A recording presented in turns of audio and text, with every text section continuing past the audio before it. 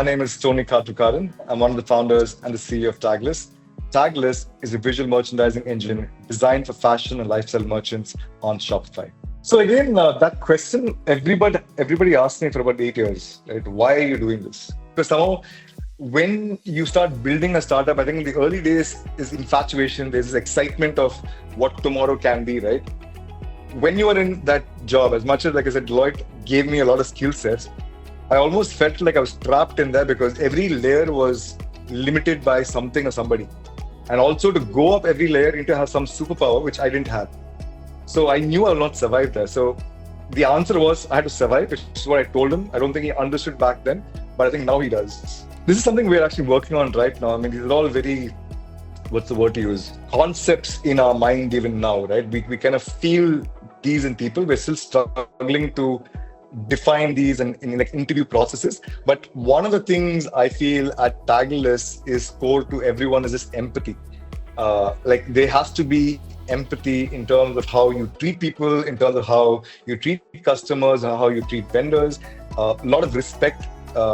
We don't tolerate the screaming game and all of that kind of stuff, right? There is this hunger which we expect you to have like never before, right? Because if you're working, again, I use the word bootstrap because every company is different, right? Every company has its own DNA. Every company is like every founder's own baby, as you call it, right? So they have their own different things which probably stand out more. I think for us, one thing which we try to look out for is somebody that's really hungry to win, right? They haven't had a chance to win outside and they want to be in a place, do something which they truly enjoy and just prove to the world they can become the best, right? So I don't know how to define these in like core values. In fact, we're in the process of trying to find a people partner for us, a HR manager, as you would say in some other companies. But I think for us, people is a very important part. It was close to me. And I need someone to find people with that DNA right now. So we're yet to define all of that. So let me first explain what we do so you can imagine, understand maybe what the value and impact we do, right? So if you have gone to, let's say, a Nike showroom in any of the malls in your cities, right? Right from the time you walk into a mall, you will find a display along the walking area with different kinds of products out there, right? And those products kind of draw your attention and then maybe you walk into the store. And when you walk into the store, you may be looking at, let's say, a running shoe, or maybe it's a sneaker, and you walk into a particular area there. So you probably again guided into a particular set of products. And then in that wall, if you look at, say, sneakers, Nike probably has about 200 different sneakers, but they display only about 40 sneakers on top, right? And even those 40 sneakers are arranged in a certain way where you're looking at it and it looks beautiful. It looks visually appealing. Right? So that entire thing of kind of bringing you from the outside, getting your attention, all the way to like that area of the shoe where you pick up a shoe, that is called merchandising, right? Visual merchandising. And the part that we provide for an online store. So again, let's compare this entire offline experience into the online world. So that storefront, which is outside when you're walking down, that's like the homepage of an e-commerce store, right? You land there, you're like, this is like the window. And you're like, should I go in or not? And then when you see an area, let's say you like dresses, you're walking into the dresses area in a store. And that's like the page in an e-commerce store, right? So we decide what products to show in that page of dresses or all those collections or categories or search pages such that it looks visually aesthetic. So our customers are mainly only in fashion. And in fashion, if you go to any fashion store, nothing is arranged randomly. Right? It's all beautifully arranged, visually color coordinated, yet they use a lot of data to decide what do I show in front, what do I show together. That is what we do for the online store around the world today. What we do is we reorder the products in an online store in a visually aesthetic manner using a lot of data and analytics to drive visitor engagement, right? So by using our software, like the reason our customers around the world, Skims in the US, one of the biggest Shopify stores is using Tagalys. We have Strand in Australia. So these customers use us because they save a lot of time by using our software. The entire merchandising is almost semi-automated, right? We collect a lot of data and analytics that gives them a lot more insights into what's performing or not, so they can make better decisions to drive better conversion rates online. So the impact of using a software like Tagalys is to overall improve business performance, right? Both saving time and making money. We started making revenue only in 2018, right? I told you we started working with Indian customers in 2018. Our early customers were in Bangalore, in Korumangala, in Andheri West, in Chandni Chowk. So we were just getting some amount of money, and we were able to slowly hire a small team, and we didn't have a lot of work to do. And 2020 happened. So this is almost 9 years into the entrepreneurial journey, right? You're still trying. By this time, I had 3 kids also. My co-founder's getting older, but we didn't want to give up. Like, I didn't want to go to a job. And we were just about barely making ends meet, right? Still struggling. And then COVID happens, right? And then revenue just stopped to almost like zero after like 11 years. And honestly, I wanted to give up in life. I'm like, what is this? Like 11 years. And at that point, if you remember, we didn't know if the world will restart again. We were so unsure about what life would be like in that entire space. And it was very, very hard. It was like we tried for like 10 years, and suddenly, due to no mistake of ours, the entire revenue stopped. And we didn't know what to do in life. Like we were complete failures at this point for the 5th time. And then the magic of life was that after 1 month, the digital economy picked up actually, right? And things that never happened before in the world happened. Like the current ICP, ideal customer persona, as we call in a business, they would never come online usually to kind of find a solution like ours. But because COVID happened, the entire world stopped. And somewhere in Australia, because they had lockdown, there was a person who couldn't go to events because all the offline events stopped. He finally came online. He searched for something online in our space, and some article I wrote in 2016, 2017 popped up. Like all the dots start connecting again. And until then, we never had a single customer from outside of India, right? It was Andheri West, these places. And all of a sudden, we got a prospect from Sydney. And then because offline completely shut down, everything was in discovering online. A lot of other people found us online, and they were willing to do discovery calls on Zoom back then, because until then, they would only meet you in person. But because COVID happened, they were willing to, you had a shot to kind of pitch.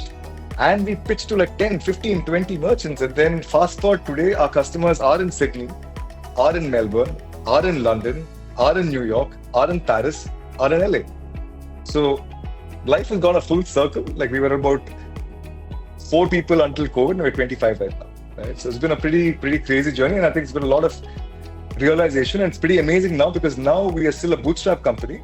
And now we compete with unicorns, right? So it's been pretty amazing how things have changed in the last 10 years. Right. So in 2000 and this is about 2014, 15, that was probably the 4th year of my entrepreneurial journey. And the mindset I had as an entrepreneur back then was to run behind what VCs would fund, basically look for funding.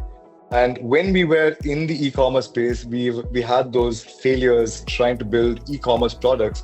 The next natural progression of where I thought funding would come from was in the e-commerce space, where B2B SaaS in e-commerce was starting to pick up. And the most obvious problem in e-commerce back in 2015, 16, 17 was site search. The search bar inside an e-commerce store was not as intelligent as it is today. So there's a lot of opportunity there. And a lot of other entrepreneurs around the world also kind of saw the opportunity, and that was what we wanted to become, because VCs were funding search. And so at that point is when the current unicorn, Algolia, was also there. We had companies like, I think, Cerebros. A lot of companies doing search for e-commerce became popular. And we tried to also compete with them, thinking we would raise funding, right? But when we found out that no investor would ever touch us with a 10-foot pole with funding, because we had no revenue, we had no team, we had no credibility, we had to figure out how to survive. And then we started looking at how customers were used. We had a few customers, no doubt. But when we started seeing how they use our product and why they use our product, we actually figured out that visual merchandising may be a better space to enter, even though there were no funding at that point. But customers were willing to pay us if we built a product for visual merchandising. And that's why we built that, and we became visual merchandising. And today, like I said, we just announced yesterday, we decided to go further niche, right? So the mindset of an entrepreneur in the early days was to go for a very, very large market and try and increase your total addressable market size to become a unicorn. Now, we didn't raise funding. We've been funded by customer revenue. And now we're trying to compete with unicorns, right? So because we are to compete with unicorns and we still want to win, the question is, where do you want to win? So we decided to go into a very, very small niche vertical, which is looking only at one platform called Shopify. And in that, only go to one vertical called fashion and try to compete in that. So it's always a learning, like that every step of your journey is a learning tomorrow. So a lot of the learning of how to ask other people what their problems are came from consulting. It also so happens that the problems we pick to solve. So if you're a founder trying to build conversational skills to talk to customers, to learn, it also has to be in a problem area that you are interested in. So basically, again, running behind the money may lead to problems you may not enjoy solving. So try and follow basically problems that you enjoy solving. And then I feel that conversation becomes really, really easy, because as a founder, you cannot be good at everything in the beginning. So typically the problem is with the customer. So you have to be willing enough to kind of find that area, be patient for it, and go there and talk to it. 100% of Tagalys is built via client learning, right? So the only thing which my co-founder and I built back in 2018 was the search as a service piece, right? Just the search engine where you go type into it, the search bar, it gives you search results.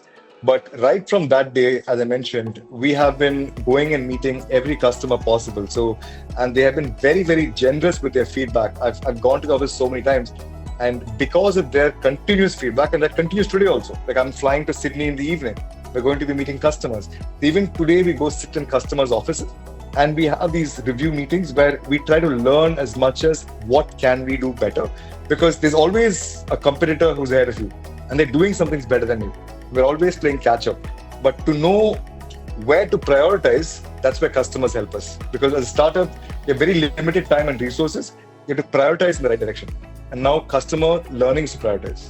Funny story, and not to make it dramatic. So one of the collateral damage of, I guess, being this obsessed. So I was, I think, literally obsessed about the fact that I never wanted to work for anybody again. So I think after working in corporate America for like 13 years, I realized as a human being, my mindset will not work in a corporate world. Like I just cannot work there. So I have to survive. So I just think the drive to survive is what kept me alive. But obviously in the course of the drive to survive, it is tough. Like I said, there's a lot of sacrifice you have to give in. I lost a lot of friends. I lost a lot of family. I'm a different person now altogether, right? So I just think when you're very, very clear on exactly who you want to become in life, you'll do anything to get there. When I quit my job back in 2011 to come to India also, in fact, the whole Deloitte crisis time, right? My initial co-founder was actually my best friend. Like we went to undergrad together. He was a computer science major. And we had spoken about building a company in the e-commerce space. My first company was my best friend. And 2 years into coming into India, I was also married by then, right? And I was also expecting my first son. But 2 years into coming to India, 2 months into coming to India. So I left and came back to India. He quit on me. And now I'm stuck in India. I don't know to write a line of code. I only have ideas in my head and I'm stuck with nothing. And I decided to go and search for an agency, a developer, someone to do it, right? Because now I was pretty much helpless again with nowhere to go. And I found this kid, he was a kid at the point, my co-founder was about 22 years old, who was able to challenge me a lot. And when I go outside, very few people challenge me as much. But even though he was much younger than me, when I had given him the requirements of what I wanted to build in my first e-commerce store, he was challenging me very, very strongly. He had no fear in his mind. And of course, he was also cheap in terms of his pricing, which I also chosen, right? But as we started working together, and of course, we worked for 2 years in the first failure where he was my vendor and I was the guy who was building that entire thing.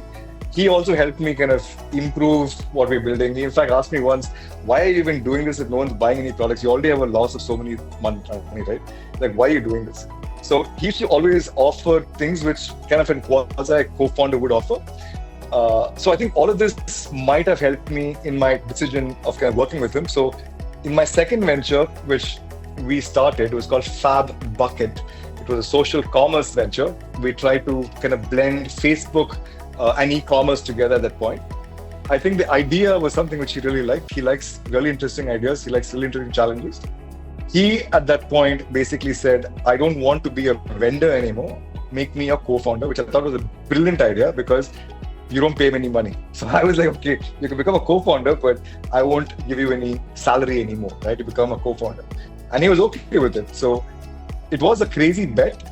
It's been a learning for sure. I mean, obviously, we've had a lot of highs and lows together. We've almost broken up, like I think 2-3 times in the past. We are all kids. We have egos in the early days. But I think we've also matured over time. And I think we have a lot of mutual respect for each other now. But I wish in the younger days I had. So one of the mistakes I feel I did was I've always been, again, and this to my younger self, right? So I feel if I had listened to my younger voice as to like what I really liked, I think I liked the ability to kind of have this freedom of choice. I just never challenged anything anyone told me, right? I was told, go to engineering, get a job, go to America, do this thing. And I just followed that entire thing, even though I think I had doubts in my mind multiple times that I never challenged it. Sometimes I wish somebody had spoken to me. So today, for example, I'm talking to my niece. She's 21 years old. I'm talking to all my nephews and I'm asking them to think about, why do you want this job? Because not many people think about what their first job is like. But your first job is almost like a directional compass of where life might go, because your first job takes you into a curve somewhere. You don't realize it, but the longer you spend time in a certain area, you kind of become that way. And once you get comfortable there with the money you're making, you don't really challenge whether you like it or not. You're not doing it for the sake of doing it. So I did a lot of that in the early years. I never really challenged my thought process or challenged my thinking of why I'm doing certain things. I just followed it, and I wish I had listened to myself a long time earlier. I know it's a lonely journey. I've been realizing more and more because I travel a lot these days, and there are a lot of things in your mind. I've been fortunate enough now to start building good, open relationships with certain people in my team. So I start compartmentalizing my worries with different people, because it's very hard to build a company with all the kinds of worries and do a functional job. So I do sales, I do BD, I do partnerships. Those are my three responsibilities. But the emotions of building a company are something which no one talks about. It is a crazy journey up and down, where right from people in your company to your competition, all of them can kind of trigger emotions in your mind, right? So dealing with your emotions, I feel, is one of the hardest things, and not many people talk about it. But I've been fortunate, again, like I said, to have people in my life that have helped me get through here. I think there were people along that journey where they would listen to me, just hear me out, let me vent out, because all you need is a place to vent out, right? And once you get it out of your mind clears up, you can restart again. So find someone to be able to be vulnerable, trustworthy, and make that burden on your shoulders lighter.